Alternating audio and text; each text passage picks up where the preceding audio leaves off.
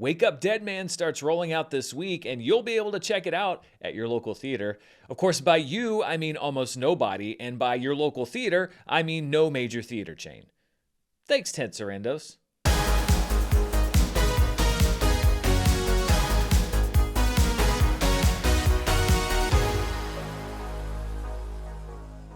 This video is brought to you by HelloFresh. Go to hellofresh.com/DanMurrell10FM for a special offer, and stay tuned after the video for more info. Hello everybody, I'm Dan Murrell here with my review of Wake Up Dead Man, a Knives Out mystery, which is the third Knives Out mystery from writer-director Rian Johnson. If you have a small or independent theater chain near you, you might be able to see it in theaters beginning on Wednesday. If you don't, you may have to wait until it hits Netflix on December 12th, because even though Glass Onion did very well in its somewhat limited run a few years ago, this Knives Out film is going to be in substantially fewer theaters. Isn't Netflix's theatrical model great?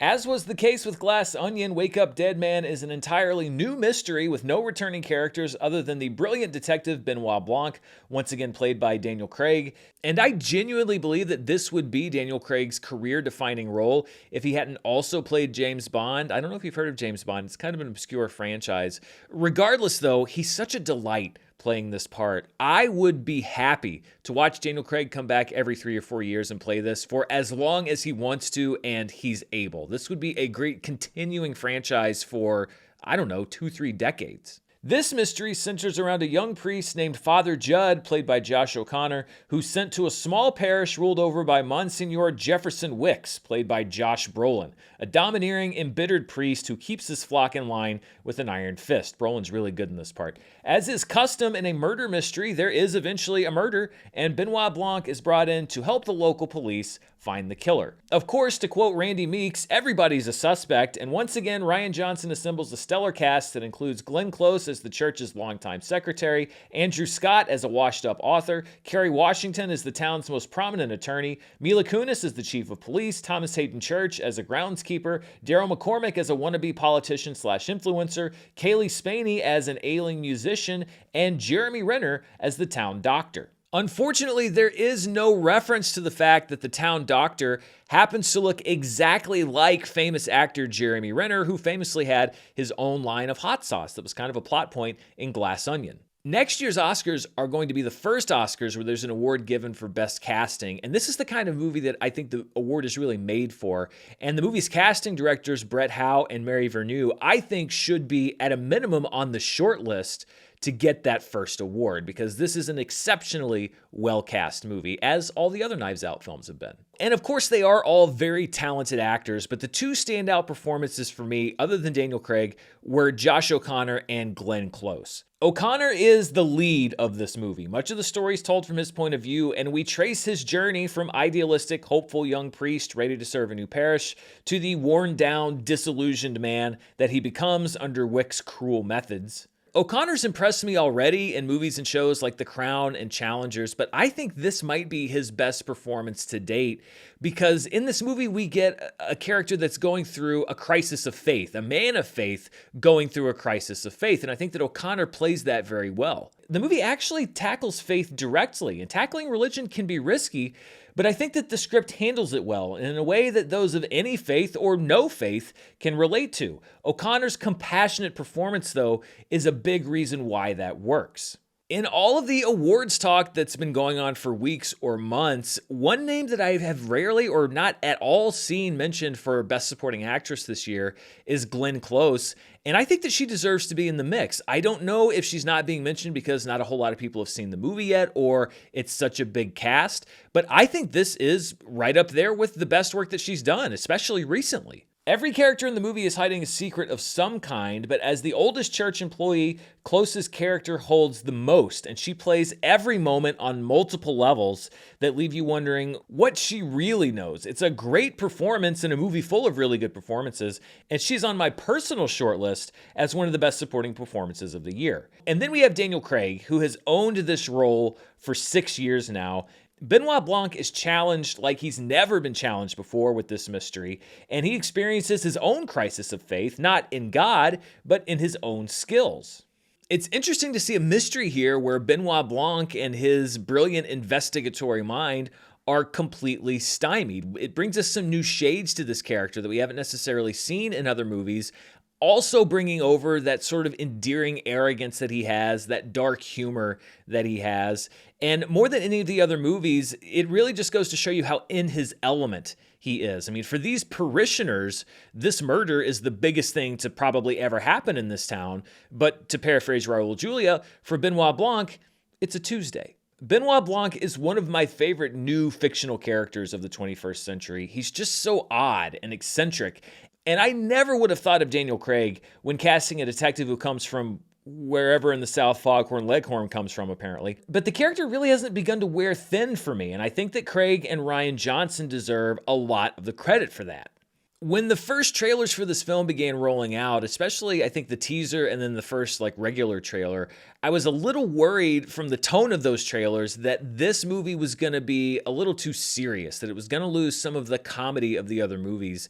And it turns out that those fears were unfounded. Now, I do think that this is probably the most dramatic of the three Knives Out movies, but they still find room for some comedic beats. Some of them would be right at home in a Mel Brooks movie. I mean, you've got physical comedy, of course, the dialogue-driven comedy, and it all works really well. I laughed a lot in this movie. Yes, a lot of it's Benoit Blanc, but a lot of it is also how the non-Blanc characters interact with each other. And it's not very often that you find a movie that can successfully meditate on the meaning and existence of God and also provide some excellent physical comedy. Like the other Knives Out films, this is a murder mystery, and oftentimes a mystery will rise and fall based on the quality of the solution to that mystery. And I have to say that there were some elements that I was able to guess watching the film the first time. And I don't usually sit there trying really hard to figure out what's going on, but there were some things that I'm like, well, that seems kind of obvious what happened. And those things were present, but they weren't the ultimate solution like I might have assumed in my head. They were pieces of the puzzle, but then there were other parts of the puzzle that were slotted into place that made everything come together that I was completely surprised by. And it's tough to do that because you don't want to give the audience too much information so that they figure everything out ahead of you, but you don't want things to come in so randomly that the audience feels like they were cheated, like the pieces weren't there and you're just kind of making it up as you go, because you want to go back and watch a movie like this again and feel like you could have figured it out if you knew how to read certain moments or facial expressions or lines of dialogue. And while I've only watched this movie once, I'm pretty sure that's the kind of mystery that it is. You can't necessarily guess what's going to happen before you see the ending, but once you know how it ends, you can see that they were planting the seeds for it the whole time. And I think that's what makes a very successful mystery. The Knives Out movies have made up the entirety of Rian Johnson's post-Last Jedi filmography, at least on the big screen, or I guess the big and small screen, whatever. And I don't think he gets enough credit for how well crafted these movies are. They're tied together by Benoit Blanc, but each one feels wholly distinct. Knives Out was an Agatha Christie manor mystery, Glass Onion was a modern farce, and this one is a gothic spooky mystery.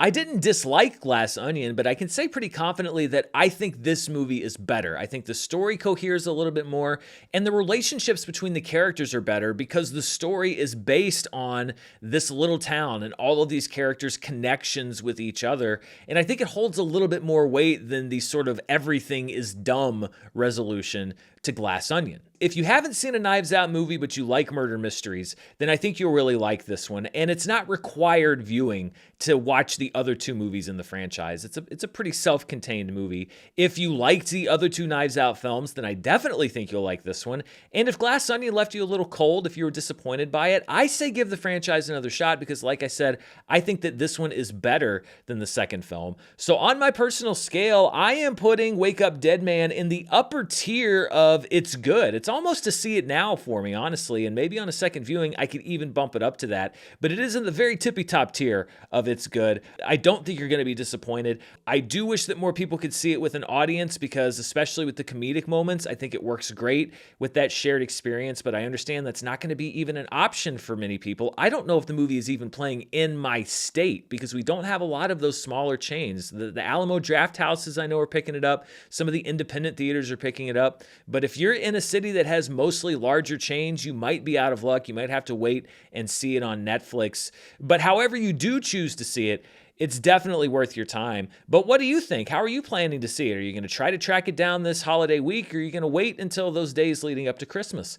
Let me know down in the comments below. And before we go, I want to thank the sponsor for this review, HelloFresh. It's almost Thanksgiving, which for a lot of people means cooking a big meal for the whole family. But while Thanksgiving dinner may take a whole day to prepare, HelloFresh is here to take care of the rest, delivering chef-crafted recipes and fresh ingredients right to your door. HelloFresh is the #1 meal kit in America, and they've just doubled the menu, bringing you 100 options each week, including seasonal dishes and recipes from around the world. Their Thanksgiving week menu even includes dishes like stuffing, mashed potatoes and gravy, and an apple crisp for dessert.